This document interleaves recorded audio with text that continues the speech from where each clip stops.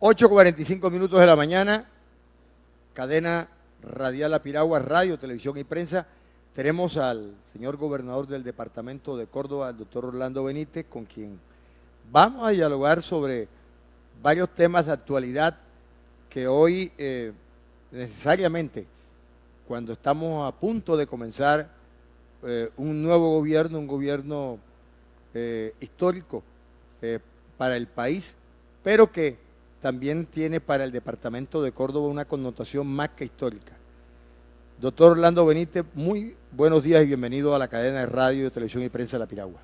Muy buenos días, Rafa, y muy buenos días a todos los que nos observan a esta hora de la mañana, nos escuchan y compartimos esta importante señal. Gracias por invitarnos a este trascendental programa.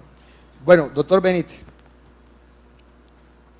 arrancó la legislatura nueva, 20 de julio, en medio de algunas polémicas que yo considero que son normales. Porque la llegada de un nuevo gobierno, la llegada de una nueva coalición por primera vez, no es la derecha ni el centro donde se está moviendo como eje político, sino es los sectores de izquierda progresista quienes están marcando la pauta. ¿Qué espera usted del gobierno de Gustavo Petro o qué cree que debiera esperar el departamento de Córdoba para arrancar por lo que significa que un cordobés, por primera vez en la historia, que además es la correlación de ser costeño, que por primera vez un costeño y un cordobés estén en la presidencia de la República? ¿Qué debe esperar o qué cree usted que debe esperar Córdoba? Bueno, Rafa, yo creo que hay gran expectativa del país, del departamento, y también hay una mirada con esperanza por parte de nuestro gobierno y por parte de mi persona como cordobés, sobre todo porque es un enfoque diferente a lo que históricamente se ha vivido, y tú lo acabas de manifestar. Nunca había llegado un gobierno con ideas de izquierda, nunca había ganado unas elecciones del nivel central, y eso implica, por supuesto, un estilo distinto de gobierno, implica metodologías diferentes, enfoques, como lo digo, y perspectivas, que eso es lo que, pues en efecto, debe plasmarse a través de la agenda legislativa a propósito de la instalación el día de ayer. Se ha hablado que el país necesita reformas. ¿Qué tipo de reformas? Y cómo se van a colocar dentro de la opinión pública, cuál van a ser la prioridad dentro de esa agenda de gobierno. Se ha hablado mucho de los temas tributarios, muy necesarios para poder tener la financiación. Lo que termina dando la razón de que independientemente de cuál sea el origen del gobierno, le toca pasar por una reforma tributaria cualquier gobierno que quiera financiarse y organizar el plan de desarrollo. Mira, yo aquí emito una opinión no como gobernador, sino como economista. Las reformas tributarias no son malas. Malas pueden ser algunas de las decisiones que se tomen si son de carácter progresivo, es decir, que se grave más a quien, regresivo, que se grave más a quien menos tiene la capacidad de pago, o si por el contrario es un enfoque progresivo, o si por el contrario la reforma tributaria lo que busca es quitar exenciones, o la reforma tributaria quiere evitar elusión, o la reforma tributaria quiere darle fortaleza a los territorios, que esa sería una novedad, y es lo que hemos propuesto desde la Federación, que la reforma tributaria no solamente se concentre en el nivel central, sino que le den fortaleza a los municipios y a los departamentos para poder recaudar, como por ejemplo pasa en los Estados Unidos, que cada estado tiene posibilidades de tener captación por el IVA. Ese tipo de cosas fortalecen las finanzas territoriales, y al fortalecerse, pues permite resolver los problemas de manera más directa. Creo que ese va a ser uno de los temas necesarios por abordar la reforma tributaria. Va a hablarse, por supuesto, de la reforma agraria. Bueno, el tema de reforma agraria, estábamos tocando aquí el tema de la reforma agraria con Gabriel y hablábamos de la T-194, una tutela que se le ha mamado gallo durante 20 años, y nadie ha querido meterle el diente, y aquí desde hace 10 años hemos hecho una propuesta nosotros. Hemos dicho, mire, esto no se puede hacer a la fuerza, Esto no puede necesariamente crear un ambiente de guerra cuando ha sido el mismo Estado quien ha incumplido en más de 70 años y ha permitido, inclusive titulando tierras. Y aquí no están involucrados solamente terratenientes, hay mediano y pequeño agricultor que vive de esas tierras ocupadas de la ciénaga. Entonces tiene que haber, un traslado, la entrega de nuevas tierras a los campesinos pobres que viven de eso, meterlo en los programas, que están metiendo de aquí hay reforma agraria. muchas cosas que uno tiene que ver y yo insisto, y aquí hago otra vez la diferenciación, por lo que no son temas de mi resorte en principio, porque son de competencia legislativa y del presidente, pero quiero emitir mi opinión como como analista político. A ver, reformas agrarias han existido en el país. Se le ha otorgado tierra a los campesinos, también es verdad, sobre todo en los gobiernos liberales. Y aquí hay que revisarse muy bien a quién se le entrega, cómo se le entrega, si simplemente vamos a quedar en otorgarle un espacio físico, pero no puede producirlo porque no hay capital, o si no hay una sostenibilidad en el precio para garantizar una oferta, porque eso es parte de los problemas que han sucedido, Rafael. ¿Cuántos campesinos que les dieron tierra en las reformas anteriores hoy no terminaron vendiéndolas? ¿Sí? Por ejemplo. ¿Cuántos campesinos de esos pero que no tuvieron solamente, la tierra, no solamente, desafortunadamente fueron expropiados pero al año, de manera injusta? al año, lo que pasa es que hay todo tipo de fenómenos. Pero fíjese que al año estaban vendiendo las tierras y estaban siendo utilizadas por otras personas, inclusive por los anteriores dueños, que después las han legalizado cuando han cumplido los 20 años. O las recompran más barato. Entonces, todo esto, cuando uno ve el problema con objetividad, tiene que hablarlo. Se le va a dar tierra, cómo se va a dar, qué garantía para que permanezca con ella, cómo la va a producir, cómo se recuperan las tierras que fueron expropiadas, las que fueron compradas, ¿sí? La tierra improductiva, es hablar de todo. Las que están en manos hoy de estupefacientes y toda esta empresa ejemplo, que maneja, también, que las entregó y la tienen hoy, se dice los antiguos propietarios que la siguen manejando a través de testaferratos. ¿Sí? Eso también lo manifiestan de manera presunta y hay que corroborarlo. Cuando se va a abordar este tema, que es complejo y que por supuesto no comparte una expropiación, y creo que el presidente no ha hablado en esos términos, simplemente ha hablado, he escuchado, en la dimensión de poder utilizar tierras con mayor vocación productiva para que produzcan alimentos. Porque es que si el campo no produce, y yo lo he dicho, Rafa, si no se produce en el campo y en la tierra apta, el costo de vida se va a elevar. Si no hay una oferta de alimentos, la gente pues no va a tener la posibilidad de vivir.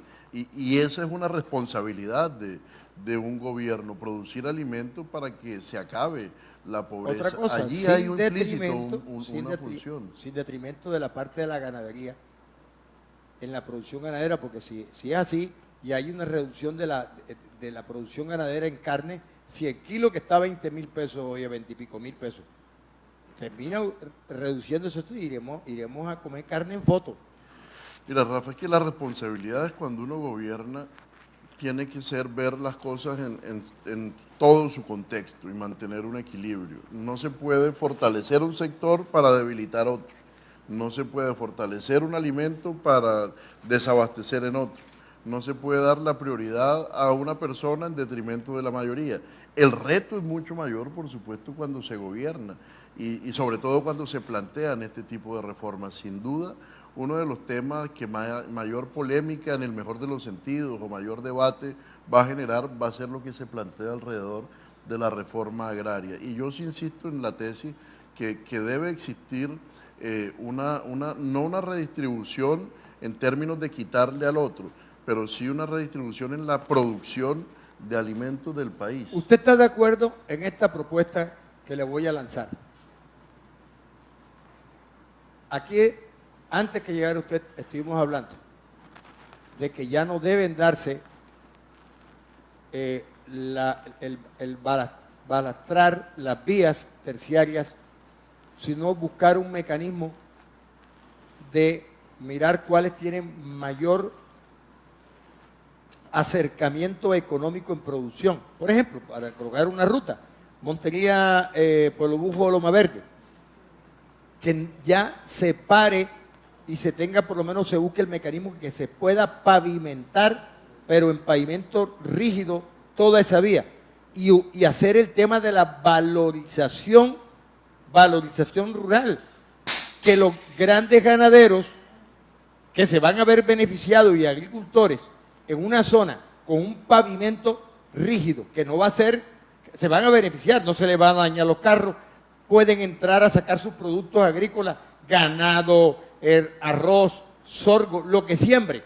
Es que buscar el tema de la valorización rural, lógico que sin los costos excesivos, pero que son impuestos que se pagan, inclusive se financian y se pagan una sola vez, no son impuestos permanentes el de la valorización rural, ¿verdad? Y la sostenibilidad. Y el resto lo paga. No, es que el reto es la sostenibilidad, Rafa. Sí, pero la mayoría de pero es que proyectos esto se llama de durabilidad. Aquí demora un invierno y máximo 2 una vía y sale tan costosa, casi que un porcentaje alto y el otro porcentaje alto termina durante 4 o 5 años destruida la vía para que llegue otra vez el recurso que la habilite por 1 o por 2 años. Entonces, esa pérdida de recursos, que yo creo que no es lo mismo que una vía se sostenga por 15, 18 años, que cree estabilidad. Cuando uno toma decisiones como gobernante, tiene que ceñirse también, por supuesto, a analizar todas las cosas de manera objetiva.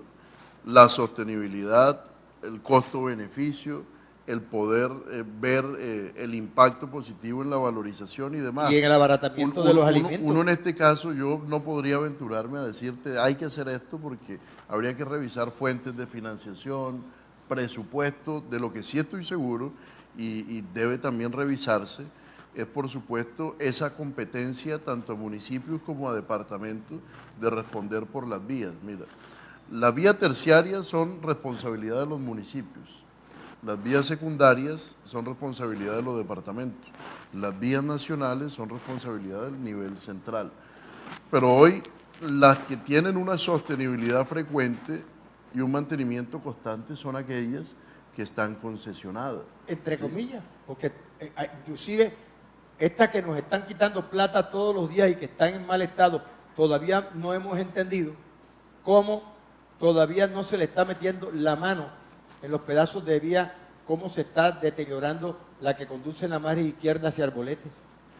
De acuerdo, en ese pedacito, porque ellos hablan de que, yo no entiendo cómo las concesiones en algunos momentos o cómo las instituciones... Kilómetro 15, no entiendo por qué del kilómetro 15, el primer kilómetro del kilómetro 15 hacia Tierra Alta todavía está totalmente... y no lo van a intervenir, lo voy a hacer yo, ya está en página, ¿sí? La Gobernación de Córdoba va a habilitar ese kilómetro eterno. ¿Pero desde cuándo? Eterno. ¿Ah? ¿Pero desde cuándo han pasado tres administraciones? Tres administraciones que no lo hicieron, es cierto. Pero Rafa, en su momento, quienes estuvieron gobernando, al instante de revisar qué concesión iba a pasar, hombre, había que defender, por supuesto, las condiciones. Mira las cosas que pasan y que yo denuncié como diputado en su momento. Las concesiones, no, los puentes. Las concesiones no mantienen los puentes. Paradójicamente, el trayecto incluye hasta antes de comenzar el puente y continúa después del puente. Por ejemplo, el puente metálico. Entonces, uno dice, ¿cómo una concesión que va a recibir toda la vía, que se nutre de los peajes, no incluye la parte más compleja que es el puente y se lo dejan al gobierno de turno o al sector público en términos generales? Ahí hay una falla, por supuesto, Doctor Benítez, de quienes gobiernan en la coyuntura. ¿Usted ha pasado al mediodía, tipo 1 de la tarde, por el puente viejo? Sí, no, lo que tiene que poner usted es un porro y baila tranquilamente en el carro. Se sí. mueve de un lado a otro y uno diría, ¿será que esto es normal? Pero a eso me refiero. En su momento, cuando se concesionó la vía, no se incluyó el puente. Irresponsables los que tomaron la decisión como funcionarios públicos, en detrimento del bien colectivo que es, en este caso, Montería y el departamento de Córdoba. Pero para no desviarlo del tema, hay que revisar, por supuesto. Esto no se pueden revisar estos temas. Hay que revisar, sí, replantear las negociaciones de concesión.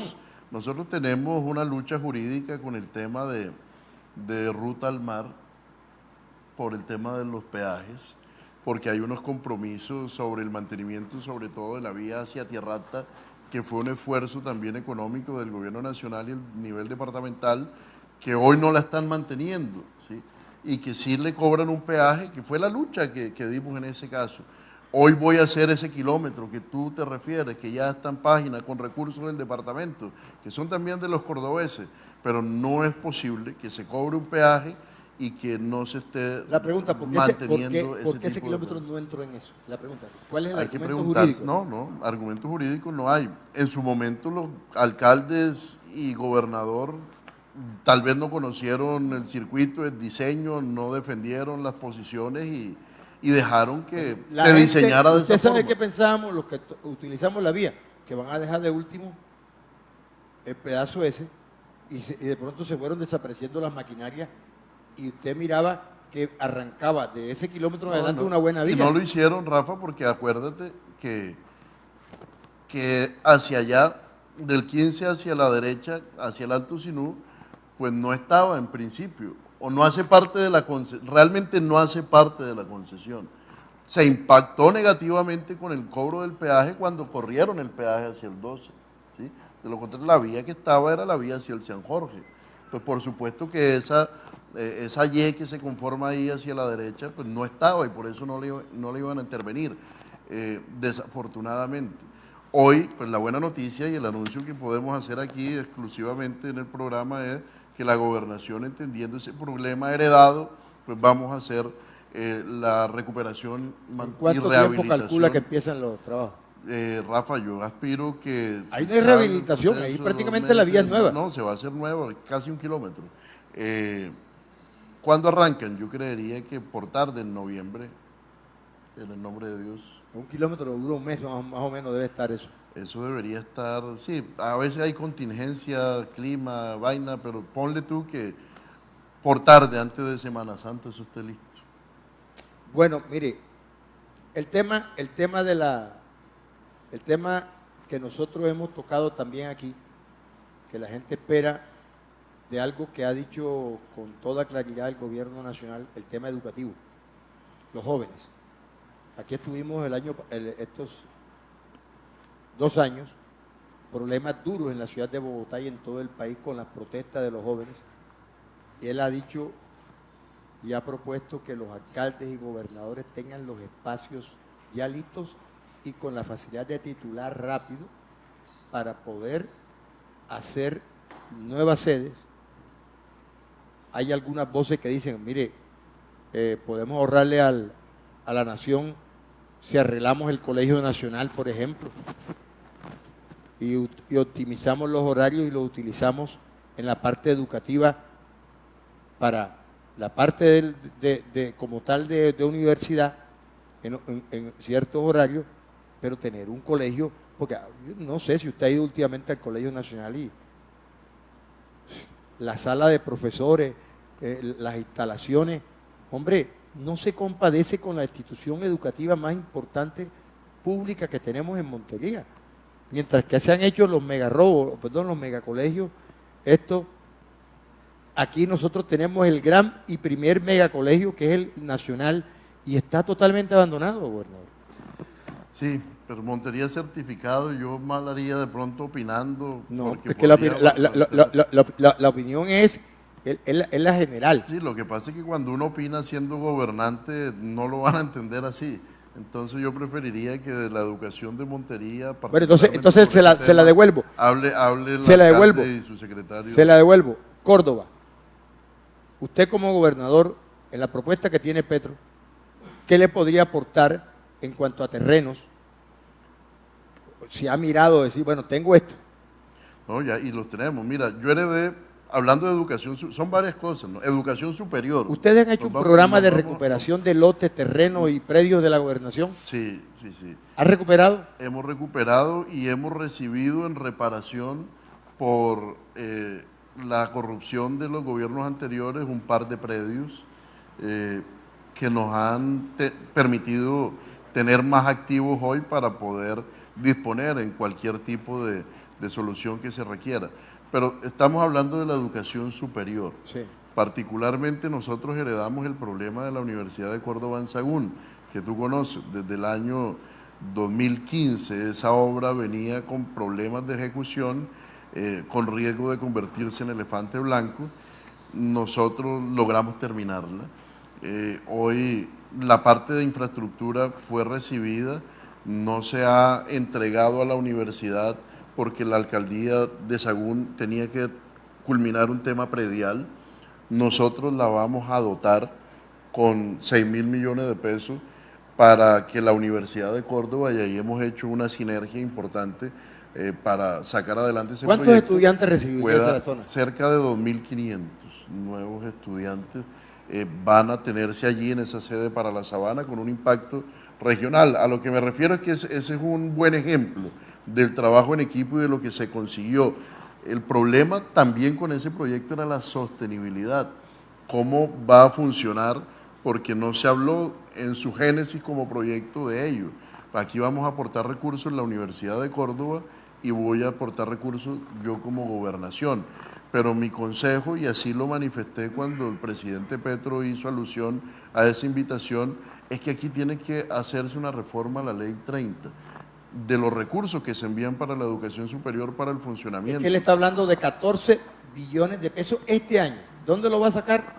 Pero está hablando de que este año tienen que incluirse para el año entrante, para el presupuesto del año entrante, 14 billones de pesos. Ese es el gran esfuerzo. Correcto. Pero esos 14 billones tienen que ser crecientes con el amarre no a la inflación, sino al crecimiento económico, para que no haya un decrecimiento en términos reales. Me explico. Si solamente hablamos de 14 billones y lo proyectamos presupuestalmente al crecimiento de la inflación, eso se va a convertir en algo estable, en una línea horizontal. Es decir, no va a haber crecimiento en términos real y por eso es la falla de la educación. O sea, los 14 billones, hoy, 20 años después, van a ser los mismos con el efecto de la inflación. Él está hablando que en su cuatrienio, aquí lo entrevistó, donde está usted, me habló de alrededor de 40 billones en sus 4 años. Pero Rafa, entiéndeme el concepto económicamente hablando. A lo que me refiero es que si tú tienes una cifra hoy y la limitas simplemente al crecimiento de la inflación, va a ser lo mismo. O sea, el salario mínimo. Sí, lógico. El salario mínimo es el mismo porque crece lo que la inflación crece y a veces por debajo. O sea, te va a alcanzar en teoría para lo mismo. Pero si tú hablas de un crecimiento económico, pues obviamente va a tener un más robusto el presupuesto que va a permitir invertir y va a permitir crecer también la universidad. A eso me refiero y es lo que ha pasado un poco con las universidades, porque se amarró a la inflación. Entonces, cuando se amarra la inflación no permite que se amplíen cupos, porque tiene cubiertos ciertos cupos y si te pasas de ahí vas a generar un déficit para la universidad, por eso tiene que reformarse, en este caso la Ley 30. Pero siguiendo el consejo, pues nosotros ya tenemos listo, gracias al trabajo con el alcalde de Tierra Alta, y veníamos haciendo esa tarea porque mi plan de desarrollo así lo plasmé, también con el rector de la Universidad de Córdoba, el proyecto de la Universidad del Alto Sinú. Allí tenemos la sede, correcto, ya tenemos un proyecto muy avanzado que incluso tenía contemplado hacer un esfuerzo presupuestal, pero con la idea ya del presidente y su prioridad, pues nos va a ayudar mucho para poder replicar ese modelo también en el San Jorge y en la zona costanera, que son las otras dos sedes que podríamos de verdad tener aquí por necesidad. ¿La Universidad de Córdoba le ha manifestado que si puede aportar terreno a ustedes? Yo he venido trabajando con la universidad. No, pero eso, ¿usted ha tenido de pronto la manifestación del rector de pronto pidiendo un terreno aquí en Montería? En Montería no. No, porque en Montería existe una sede, no hemos hablado de Montería. Estamos trabajando juntos en Sagún, lo sacamos adelante. Estamos trabajando juntos en el Alto Sinú y vamos a sacarlo adelante. Son como los dos temas del San Jorge. Él viene adelantando una gestión que es muy importante y falta el tema de la zona costanera. Porque Cerro Matoso tiene voluntad. Tiene voluntad de entregar terrenos específicamente para el tema de la Universidad de El predio, es lo de, aunque es complejo, podría ser lo de menos. Lo importante, como te digo, después del predio, el proyecto, después del proyecto la financiación, después de la financiación el funcionamiento. ¿Sí? Si tú tienes ya el funcionamiento garantizado, es sencillo conseguir el lote, diseñar el proyecto y buscar la plata para construirlo.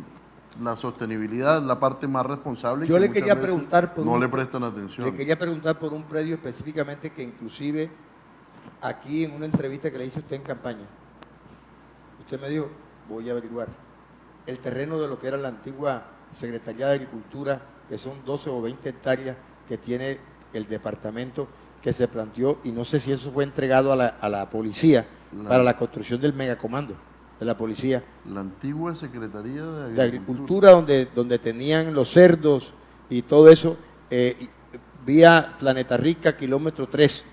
Eso es de la Secretaría de Agricultura, están los terrenos allí. Tú me hablas frente a la Bavaria. Sí, señor. Ok, ahí fue lo que se conoció como Vivero Navidad. Sí, señor. O la vaina de...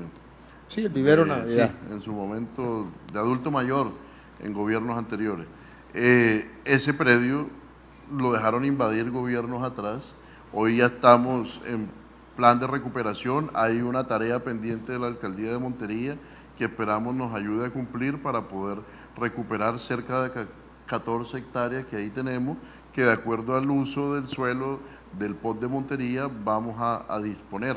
Pero pues particularmente allí hemos venido haciendo una gestión sobre la pregunta que tú hiciste, porque la mala costumbre de los gobiernos que me antecedieron, que primero no conocían qué bienes habían y segundo, por omisión permitían que terceros los usufructuaran o los invadieran, pues nos ha correspondido hacer un esfuerzo grande para poder recuperar los bienes que le pertenecen al departamento, a los cordobeses, y que queremos poner a producir o vender para pagar los pasivos que dejaron o construir otro tipo de edificaciones para el beneficio del departamento.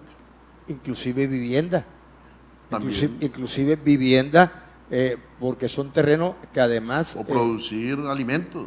Sí, igual, esos terrenos que cuestan más de 3.000 millones de pesos por hectárea, eso no es cualquier uso que se le deba dar. Más de 3.000 millones de pesos por hectárea. Por eso se pueden vender inclusive para sanear las finanzas públicas y o por lo menos financiar otros proyectos. De acuerdo, en eso estamos, pero lo primero que hay que hacer, por supuesto, primero, saber qué había. Segundo, legalmente recuperarlo, porque, repito, la omisión de otros permitió que invadieran y que... La plazoleta del puente, por ejemplo, que la entregó la Gobernación de Córdoba a través de lo que era en la Lotería de Córdoba, cuando antiguamente tenía una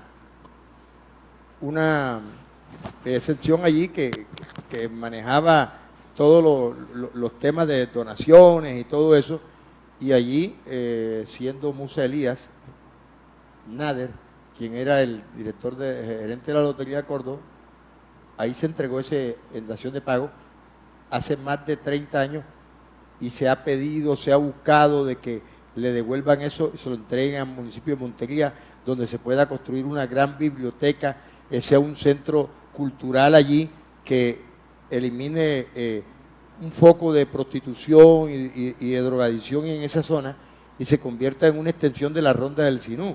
Pero básicamente que tiene que hacerlo la gobernación, porque eso era de la gobernación de Córdoba. Hay unos predios, el FER también, que en su momento quienes gobernaron entregaron a la alcaldía o lo prestaron y ahí también hay situaciones que deben terminar de legalizarse. Pero es que esto debemos aprovechar el gobierno de doctor Petro para que se pueda establecer, porque ha habido una mamadera de gallo de los ministros de defensa. Es que inclusive aquí se había hablado con un cordobés, con el general Navarramos, que fue en su momento comandante de las fuerzas militares, y él había manifestado el interés de subsanar eso, porque es que allí iban a colocar un puesto militar, pues eso es un error de que para cuidar el puente viejo, les entregaron en donación el bienestar en ese momento se llamaba de la Lotería de Córdoba. Sí, hay que revisar, hay predios en Ayapel, hay predios en Pueblo Nuevo, hay predios en Lorica. Tenemos como departamento, y te repito, una de las tareas que yo me di al comienzo fue actualizar el inventario y encontré ese tipo de cosas. donde había falta de formalización, habían predios invadidos, terceros usufructuando, una desactualización de predios. Ahí hemos avanzado.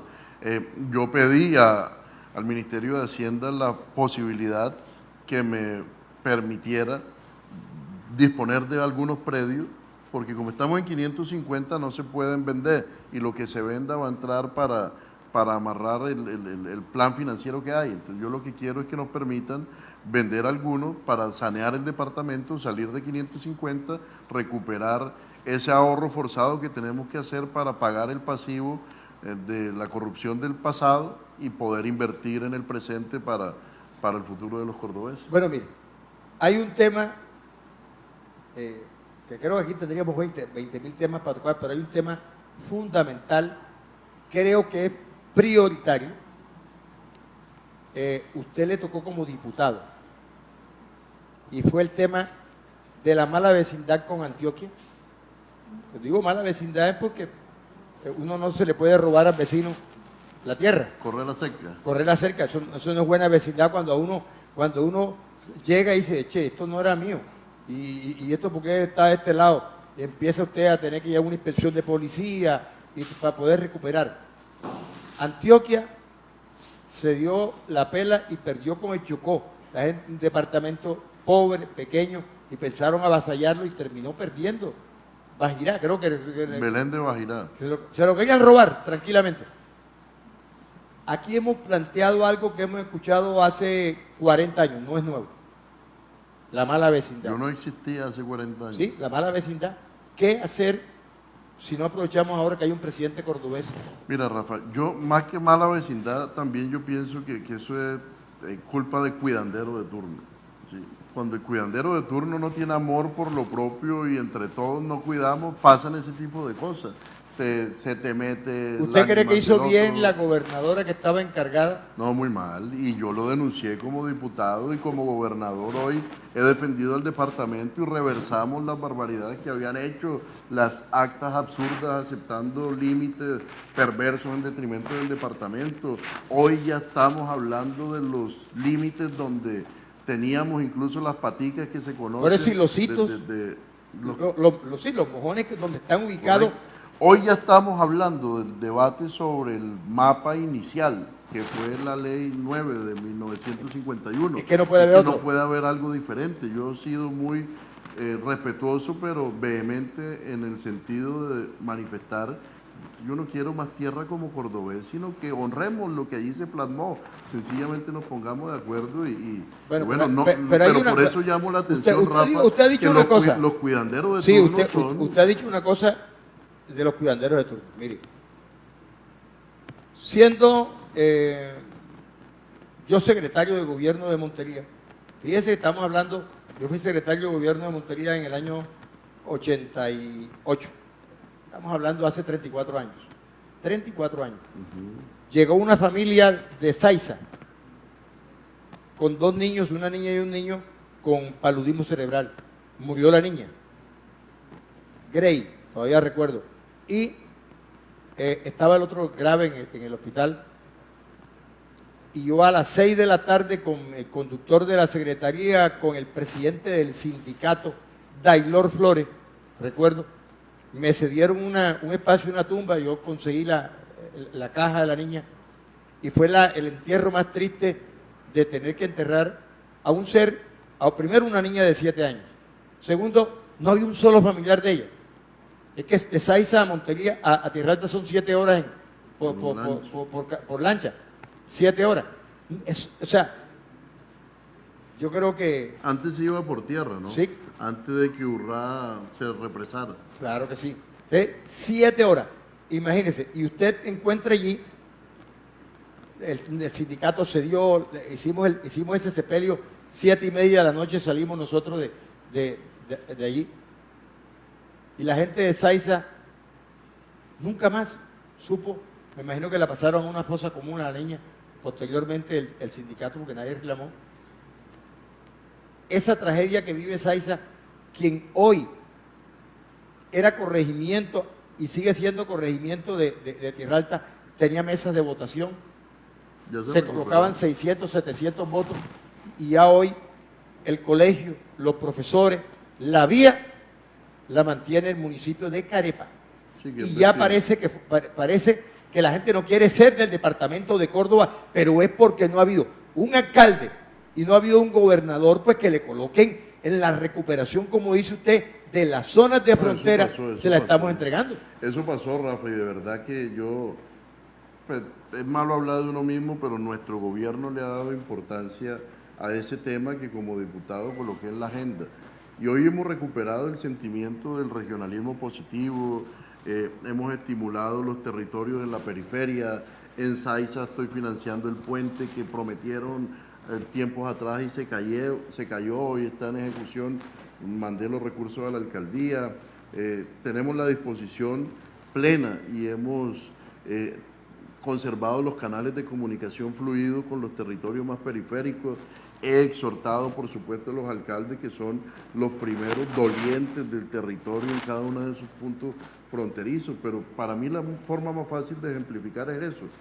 Yo soy un capataz de turno por 4 años, igual que los alcaldes, y en una finca llamada Departamento de Córdoba o municipio de Tierra Alta es importante que uno sepa cuáles son sus fronteras, qué hay en cada frontera, cómo administrar el territorio positivamente, pero eso no pasa por lo general. Hoy ya usted tiene claramente georreferenciadas en momentos de tecnología cuál es la delimitación desde que se fundó el departamento de Córdoba. Y eso es lo que estamos disputando.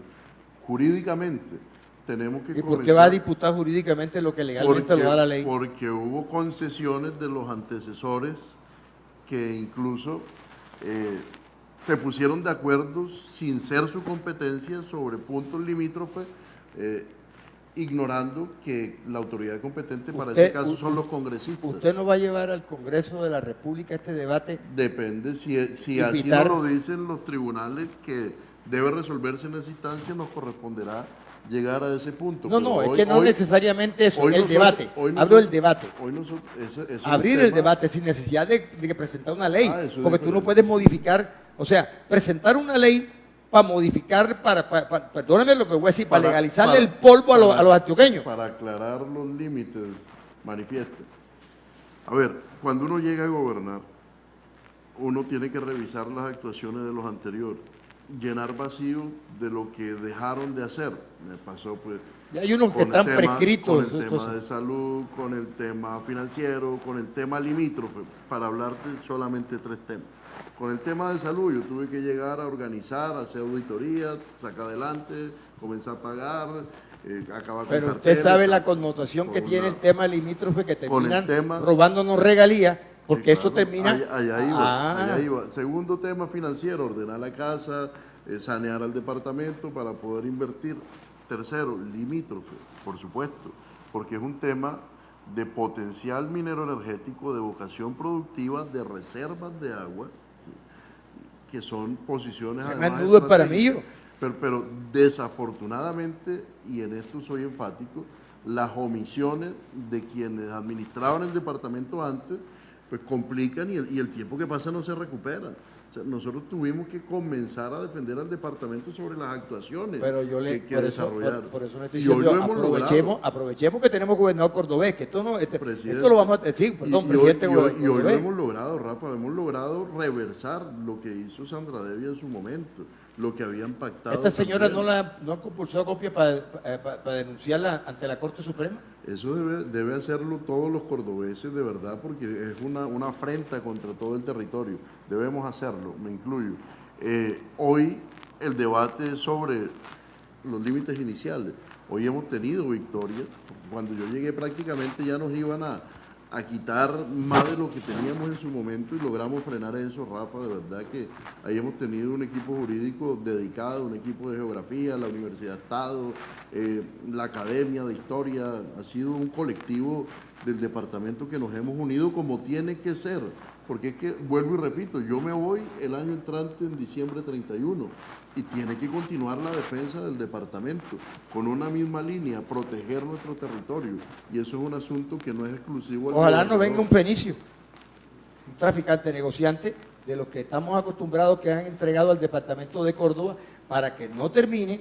Entonces no solamente eso, sino que estemos entregando los Córdoba y Puerto Escondido donde tenemos claros problemas en esa zona de limítrofe. También. Ese, para mí, lo que es Canalete, Los Córdoba y Puerto Escondido es un tema de suma... Todos los límites con Antioquia. Sí. Son puntos ahí en... Porque la gente está pagando impuestos en Antioquia. Han venido corriendo. ¿Corriendo? Sí, pero por eso, ahí es importante, de verdad, Rafa, el primer pelotón de defensa son las alcaldías. La alcaldía tiene que estar muy pendiente de su zona fronteriza. Pero ¿usted no cree que hay un tema de ignorancia también? Impuesto, la falta de conocimiento de los que se eligen, que no defienden porque no conocen. pero puede uno asesorarse. Uno no conoce todos los temas, Rafa, pero uno tiene que buscar asesoría. Hombre, el territorio en un municipio es impuesto predial, es posibilidad de, Gobernador, le propongo, de subsuelo. Gobernador, le propongo, articulemos con los medios de comunicaciones, hagamos un foro, aprovechemos los momentos de efervescencia y calor y llamemos a los alcaldes que no son... Hay alcaldes que no entran a participar porque no hacen parte de los límites con Antioquia, pero ahí está, desde Ayapel hasta Puerto Escondido. Sí, todo este círculo, de Ayapel hasta Puerto Escondido. Hasta los Córdoba. Hasta los Córdoba, perdón, sí. Hasta los Córdoba. Hasta los Córdoba y nos coloquemos en la tarea de armar no solamente, por medio de comunicación, veeduría, simplemente en la relatoría de esto, pero ustedes articulados con las comisiones territoriales del Congreso de la República. No, nosotros lo estamos haciendo como gobernación, defendiendo el territorio y lo hemos logrado. Te repito que hemos tenido triunfos jurídicos importantes que han garantizado una defensa hoy activa por parte de nuestro gobierno. Mi invitación es a que pues eso se preserve, porque eso es el activo de los cordobeses es su propio territorio, es lo que nos hace cordobeses, y eso tiene que trascender a los gobiernos. Eso es un asunto de la ciudadanía, de todos los cordobeses en sí, e incluye a la institucionalidad, pero también a lo que no es institucionalidad. Mire, a mí me preocupa, nosotros somos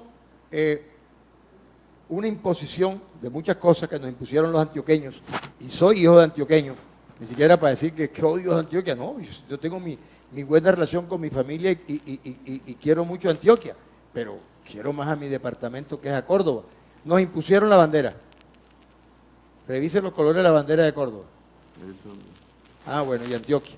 Revisen los de Antioquia. Es esto. Exacto, esa. Pero la de Sucre también. No, es que a Sucre le hicieron la misma. Y nos impusieron el nombre que si no se colocaba General José María Córdoba, no daban el visto bueno final. El nombre del departamento era Entre Ríos, que significa Mesopotamia. Se llamaba el departamento Entre Ríos. Parece una cosa sencilla. Pero Rafa, yo haría una crítica constructiva. Es decir, o sea, quienes toman decisiones en la coyuntura de tiempo es la clase política. Sí. Ahí vale la pena revisar quiénes estaban, qué pasó y por qué lo permitieron. Las cuentas hay que ponerse. Mire, yo le digo... Porque a ti finalmente no te impone si tú opinas, si tú piensas, si tú propones. Lo que sucede, pero la omisión es lo que ha sido. Claro, también. pero es que yo le voy a decir algo, no voy a hacer ni siquiera un juicio histórico. Con Urrá pasó lo mismo. No, pero no le voy a hacer ni siquiera un juicio histórico a los de la Junta pro departamento. Le voy a explicar por qué. Primero, el poder político tremendo de Antioquia y la injerencia tremenda. Es más, quien nos ayudó al final fue el senador en ese momento, Gilberto Alzate Avendaño, que dio el último toque, que estaba perdido la creación del departamento de Córdoba. Tú lo puedes ver desde la otra cara de la moneda, porque es que quien no quería que naciera Córdoba, ¿quién era? Era Bolívar. Ah, pero eso es lógico porque te están quitando una pierna. Tienes que buscar un aliado que fue Antioquia en su momento. Claro. Entonces fíjate que el que tú ves como malo fue el bueno que ayudó a que Córdoba tuviera... Claro, y nos puso las condiciones para eso. Fue un proceso Tiene que meternos a... Habría que ver en la historia... No, eso fue...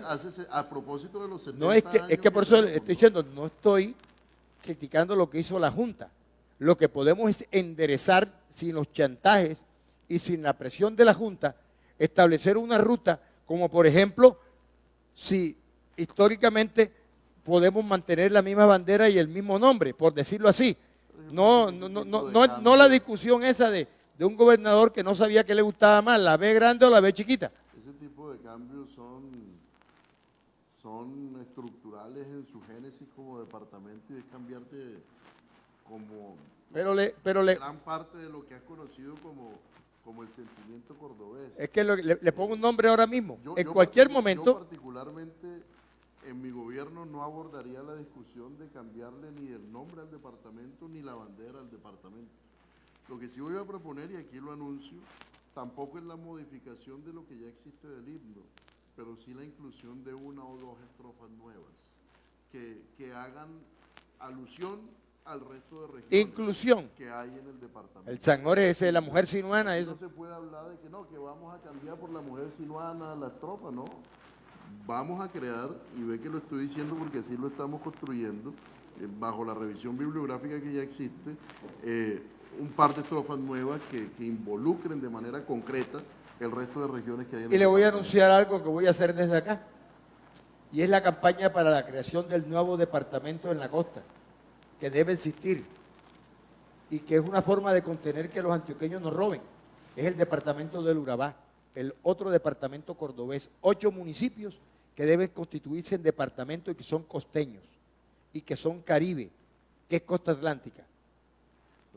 No opino sobre eso. No, le estoy hablándote de la campaña que vamos a emprender nosotros acá en los medios de comunicación, el departamento del Urabá.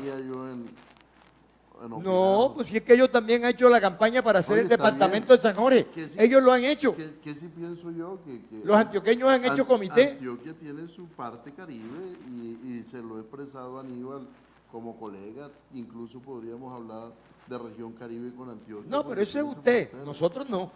Nosotros como medio de comunicaciones no somos tan chéveres ni vamos a ser tan chéveres con antioqueños. Y en la otra contención que siempre la han tenido ellos como problema es el departamento del Bajo Cauca, que siempre han tenido problemas porque Caucasia ha querido ser capital del Bajo Cauca y crear el departamento del Bajo Cauca.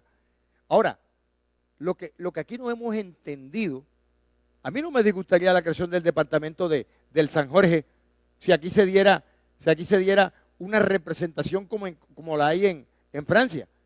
En Francia hay 35.900 municipios y hay 109 gobernaciones. O sea, no lo hacen por dañar los territorios, sino que lo hicieron para el desarrollo. No nos engañemos. Aquí si no se hubiera creado el municipio de Puerto Libertador, hoy no es Puerto Libertador lo que es. Inclusive Uré con todo lo raquítico que es Ituchín. Cada municipio que se ha creado ha venido con un desarrollo. A mí me han llegado ideas de gente que quiere hablar del tema allá arriba en el Alto Sinú, Saiza y demás, o temas por tierra adentro. Sí, pero es que como la ley es muy... No son asuntos que como gobernante yo vaya a opinar para bien o para mal, sino que son relativos a la ciudadanía de cada territorio. Sí, tendría que modificarse la ley. Es que eso es competencia de las asambleas, los municipios, de las asambleas y de las gobernaciones, pero las iniciativas tienen que nacer. No, la nación tiene que modificar los requisitos, para que la modificación de los requisitos que hoy son demasiado exigentes para constituirse en municipio. Los cambiaron, antes eran 14.000 habitantes. Pues es que los últimos que nacieron en Córdoba fueron Uré y Tuchín. Sin los requisitos además. Bueno, no sé, ahí usted sabe. No era diputado. Usted sabe que todo eso. Tu mamá era diputada. Sí, claro, y eso fue demandado. Acuérdese que cuántas veces suspendieron, ¿no? Y es que lo hicieron más con el deseo. Yo entré después. No, conozco la historia porque pues en ese periodo de transición fue que mi papá fue asesinado y entre otras cosas, mal o bien, más allá de esa discusión que tú das, creo que fue un acierto haber creado tanto Tuchín como San José. Está la doctrina que tienen, está tierra adentro. Hay unos que son necesarios para proteger fronteras. Han hablado de parte de Lorica, han hablado de Verástegui. Montería, han hablado de Rabo Largo, de margen izquierda. Pero, Montería, margen izquierda. Te repito, y que quede claro, porque después van a malinterpretar que el gobernador quiere dividir municipio del departamento, no. Mi llamado es, si hay territorios que tienen esa intención, pues las reglas constitucionales y legales están claras, promuevan sus iniciativas, se valorarán para bien, habrán algunos en contra, habrán algunos a favor. Eso es un escenario que cuando yo me llegue a la remito, Asamblea yo se me, corresponderá, yo me pero remito yo a colocar un ejemplo, particularmente no. a colocar un ejemplo. Francia tiene 672.000 kilómetros cuadrados, la mitad del territorio de Córdoba. Tiene 35.500, 600 municipios y tiene 109 gobernaciones. Lo que yo estoy diciendo con esto es que si los territorios se pueden desarrollar sin las grandes extensiones territoriales y que permitan, hombre, Sí, pero que gobernantes lleguen ahí hay una con menos discusión, presupuesto a manejar. ahí hay una discusión más de fondo, Rafa, y es la base tributaria sobre la cual viven. Hoy la mayoría de los tributos, pequeños municipios. de los tributos que se generan en el territorio, pues los capta a nivel nacional. Sin las Si tú a mí me burocracias, estamos hablando eso, sin las y burocracias. muchos no reciben sueldo tampoco, de quienes son jefes de ayuntamiento, los cabildantes. Es una dinámica muy distinta, ¿sí? Entender, es un buen ejemplo la descentralización, pero la forma en que ella funciona no es la que hoy conocemos No. como burocratización. Tiene que haber cambio, tiene que haber cambio. Entonces una descentralización tiene que ir de la mano con una buena autonomía política y administrativa y sobre todo tributaria, ¿sí? Allí hay que ¿Por qué hacer una gran revisión. ¿Por qué no han Por desarrollado ejemplo, las regiones autonómicas? Por ejemplo, los departamentos no recibimos impuesto predial y ayudamos a que el territorio se transforme y crezca. Ese tipo de reformas son a las que hablaba al principio como una verdadera reforma tributaria, que le dé la capacidad a los territorios de una manera más oportuna sobre su propia administración del suelo, de disponer rentas que permitan solucionar problemas. El IVA, ¿por qué no reciben los departamentos parte del IVA? Esa es la discusión de fondo Totalmente de acuerdo. Es que tiene que fortalecerse las rentas departamentales, pero también focalizar la inversión departamental al asumir esa renta, ¿en qué la van a invertir? Muy de acuerdo. Que no sea burocracia, porque si es para lo mismo. Totalmente de acuerdo, que a uno le digan, hombre, vamos a crear vía terciaria, por decir, el impuesto de las vías azucaradas se va a crear para financiar el PAE y se va a financiar la educación y la salud. Bienvenido, ¿o no? Por ejemplo. Que se hable de la financiación con un porcentaje del IVA para las vías secundarias y terciarias. Que se hable de parte del impuesto predial que se genera sin afectar a los municipios, que entre a los departamentos para bienestar social. No sé, por poner ejemplo. Estos planteamientos nosotros como gobernadores se los expresamos a través de un documento a un nuevo gobierno. Y el replanteamiento de la regalía. El tema de regalías. Claro, yo he prendido las alarmas en algo que me parece que tiene que revisarse y es el tema de las inversiones de ciencia y tecnología. Y la regalía. De ciencia y tecnología. No todo, en general. Ciencia y tecnología como renta hoy desafortunadamente no ha tenido el impacto que el país esperó. Ahí debe hacerse una reforma real para poder modificar el espíritu de lo que allí se planteó en el principio.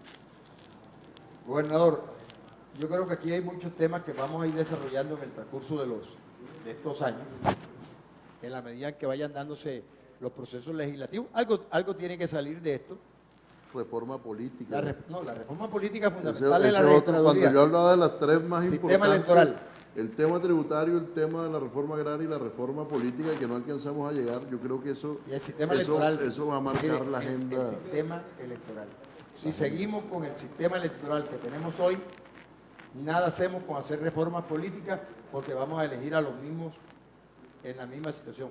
Tiene que haber un sistema electoral serio, robusto, que dé garantías, que a los que se eligen no se eligen a través de artimañas y a través de la percepción que hay, casi real, de que llegan porque al interior hay mecanismos espurios que permiten que la gente compre las credenciales que se llaman prepagos, credenciales prepagos, que antes de salir ya están envenenadas y ya llevan un 70-50% de los votos. ¿Cómo te imaginas un buen sistema electoral? Hombre, yo me puedo imaginar un buen sistema electoral en el cual no tengamos que estar peleando, faltando una semana para saber que no hay una auditoría.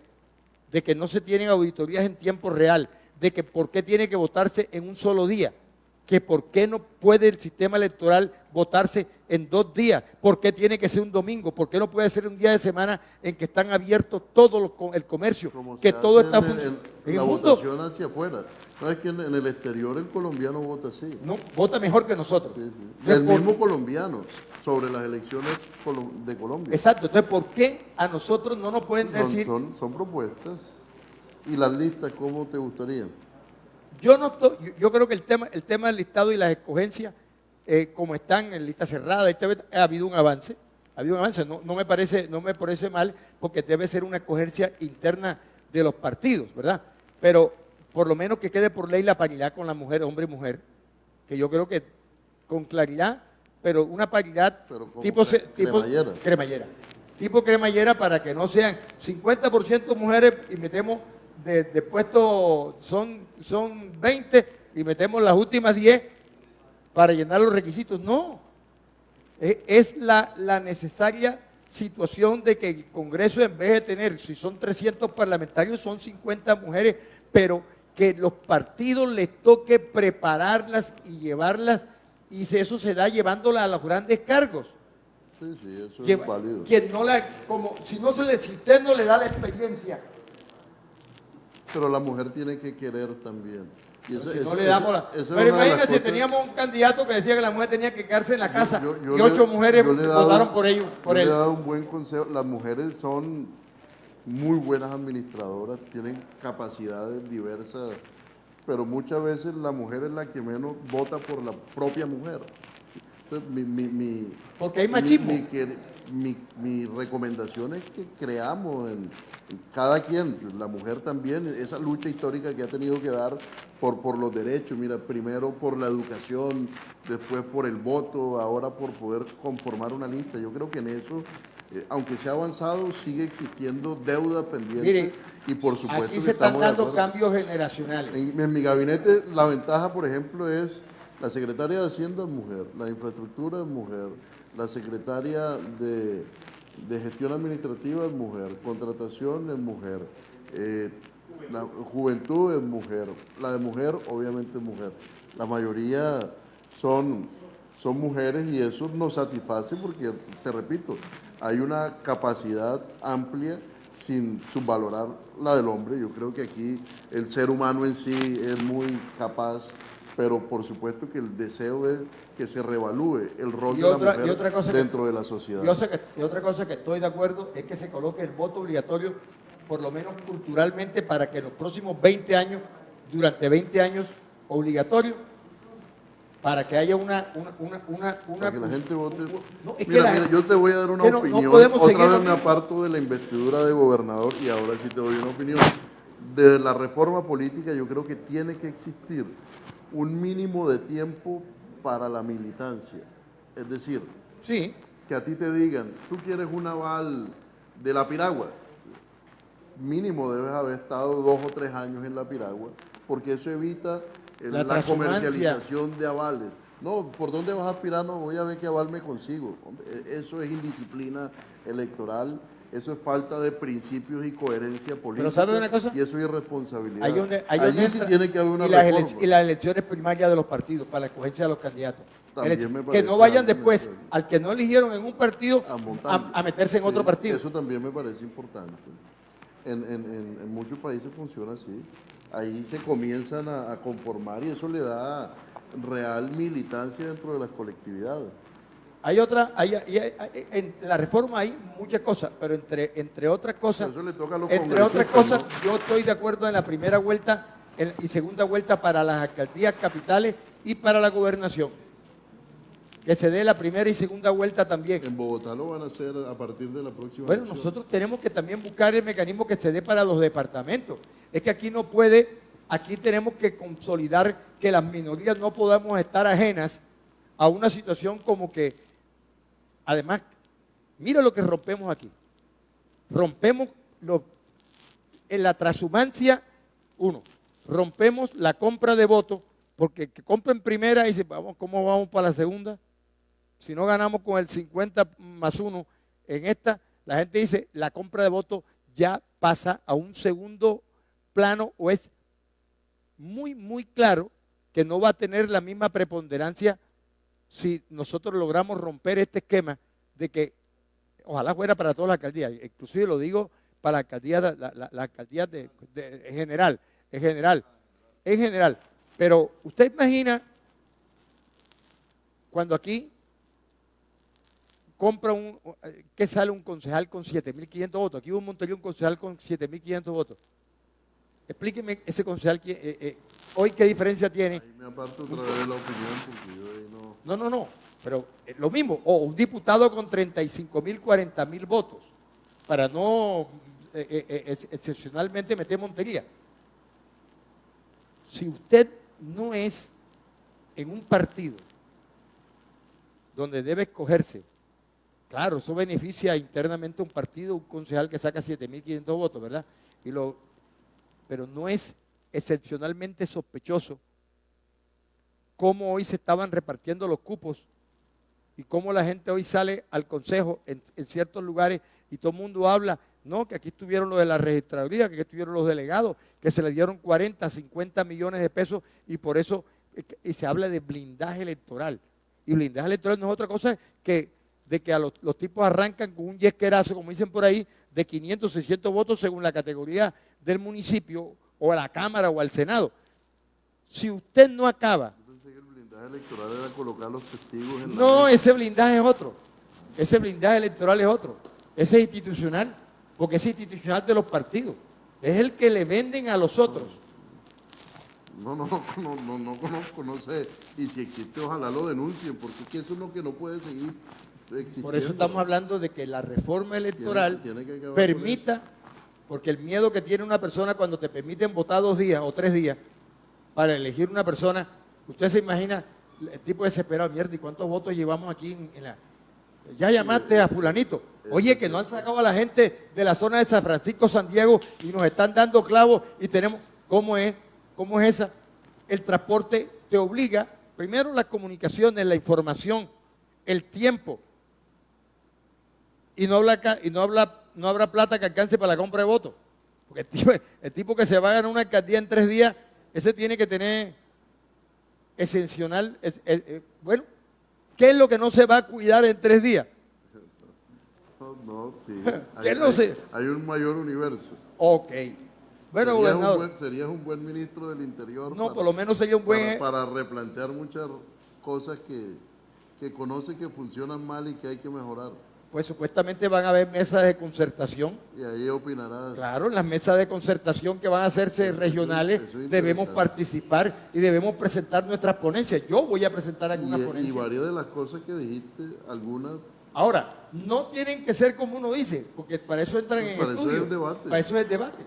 Pero excepcionalmente es colocar la idea, que la gente la discuta y de pronto terminamos que con otras ideas mejorando. Se complementan las cosas. Y se mejoran las cosas. No, sí.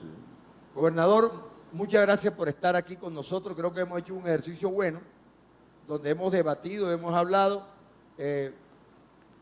Está por venir muchos cambios en Colombia, ojalá sean positivos.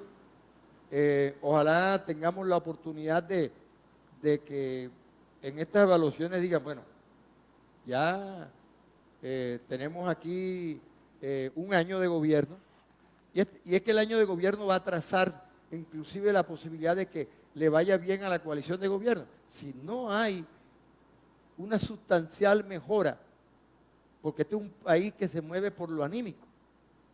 Si este país no tiene anímicamente un concepto de dentro de 1 año del gobierno, nos jodimos. Los que votamos por el pacto nos jodimos así, con toda la claridad, nos jodimos.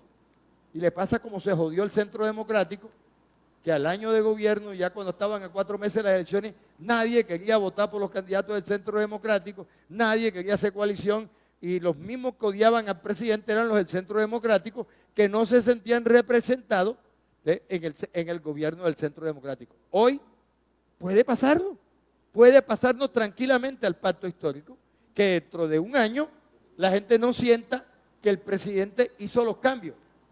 Por eso usted ve que hoy hay alarmas ahí que han presentado algunas que no me parecen válidas todavía, como la de Gustavo Bolívar, que me parece muy temprana, pero me parece claro de que no puede haber unanimidad al interior de toda organización política que ha sido heterogénea, porque lo que llegaron en cada una de las coaliciones heterogéneas, inclusive en la de Rodolfo, liberales, conservadores, gente del Centro Democrático, si hubiera ganado Rodolfo, también estuviera esa versión heterogénea de que nadie iba a estar de acuerdo con los candidatos que dio y los que nombre como ministros. También acá se da lo mismo. El reto del gobernante es generar la convivencia Pero en por medio de la diferencia. Pero por supuesto. Y tiene retos grandes el presidente y por el bien de Córdoba y del país esperamos Mire, que le vaya bien. yo digo repito mucho lo que decía cuando le preguntaron a Charles de Gaulle, a raíz del 68, toda la revolución que hubo y todos los problemas que tenía en Argelia, en todos lados, en ese momento yo digo, mire, en un país como Francia, que produce más de 300 clases de queso, poner de acuerdo a los franceses, lo mismo pasa con Colombia, poner de acuerdo a un país multirracial, multidiverso, es que usted vio ese congreso de la gente, hasta llegó un tipo vestido en tacones, dijo que él estaba con la vaina de la cacorrencia y la máquina que tenía que respetarle su vaina, bueno, hay que respetarle. Yo he puesto siempre un ejemplo. Si no es fácil poner de acuerdo en tu hogar a tu familia el día que quieras ir a un restaurante o lo que quieras comer, bueno, ¿qué comemos hoy? Vamos a hacer un esfuerzo, es el cumpleaños, vamos a llevarte a comer. Brother, y no se ponen de acuerdo. Pero por supuesto. Entonces, ahora hablar de política mucho en más mi casa, mi papá era Por eso te digo que ese es el reto del gobernante y en este caso del presidente. Te voy a poner un ejemplo. Convivir en medio de la diferencia. Mi papá antioqueño, mi mamá costeña, en mi casa tenía que la arepa no la comíamos era con suero y se emputaba mi papá y le echábamos al suero y le daba rabia porque le echábamos al frío, le echábamos suero para comernos. Y si eso era la mezcla. Nosotros somos mezclas culturales y esto es lo cultural, cada uno avanza y uno tiene que entender eso que se presenta, que es que este departamento es diverso. Lo que nosotros no entendíamos, por lo menos yo desde niño no entendía cuando veía a los indios caminando aquí con los colorines y ¿quiénes son? Nosotros no entendíamos eso y no entendíamos de pronto por qué el espíritu de los negros de Uré, porque eran diferentes al resto de las personas, porque es que culturalmente apenas nos estamos conociendo y apenas estamos entendiendo lo que somos. Y no entendíamos por qué comíamos babilla, y por qué babilla, por qué coté, resulta que eso no era de los blancos, y resulta que el sombrero que tiene usted puesto no era precisamente que lo trajeron los españoles. Por eso yo siempre he hablado, y es lo que le corresponde al presidente. ¿Qué hay que hacer ahí? Hay que cultivar afinidades que tenemos en común. Hay que respetar diferencias, que te respeto, y generar consenso por el país, en el caso del presidente. Y nosotros como gobernador, articularnos en todo lo que nos permita llevar oportunidades, bienestar y trabajar por la seguridad del departamento. Gobernador, muchas gracias y esperamos que estos días que está por venir sean de mucho análisis, de mucho estudio y ojalá mucho mejores. Indudablemente no va a ser un camino fácil de transitar, pero esperamos que además ustedes en estas mesas de concertación también coloquen sobre el papel, como lo hicieron el domingo pasado, donde el gobierno está buscando el empalme social, las victorias tempranas que llama el doctor Petro, que es no los proyectos que van a montar él, no, a cómo poder reforzar y construir sobre lo construido. Aquí hay proyectos que los tiran a un lado porque el presidente que llega no quiere que se vea reflejado un triunfo del que sale. No, aquí necesitamos que las obras que usted ya emprendió, que usted necesita que se terminen en estos 100 días de gobierno, así como las presentó, que yo escuché a Camilo Mejía cuando habló de lo de la vía San Jorge Sinú, la vía, la transversal de la San Pedro Valencia, en fin, la de la Costanera. Sí, estos son victorias tempranas y son proyectos que tenemos que tener aquí rápido para que el país entienda que sí se puede hacer y con un mensaje claro que no importa quién es el que llevó la propuesta. Sí, total. O quién la inició. Lo importante es terminarlo porque es el Estado y es la ciudadanía la que Uno no puede personalizar la política y menos los gobiernos, Rafa. Yo creo que ese ha sido el error de muchos escenarios. No hablo de Córdoba, hablo en general del país. Y eso impide que se resuelvan los problemas estructurales de la gente. Al líder chino Deng Xiaoping le preguntaron que si el capitalismo o el comunismo, y él dijo, gato negro, gato blanco, no importa, lo importante es que se coma los ratones. Entonces yo creo que aquí no es progresista y de derecha, centro, sino que realmente sea un gobierno que por lo menos nos lleve soluciones, que es lo que estamos esperando los colombianos. De acuerdo. Nos vemos mañana, como siempre, bloque informativo de la costa, con toda la información. Que tengan todos un feliz día.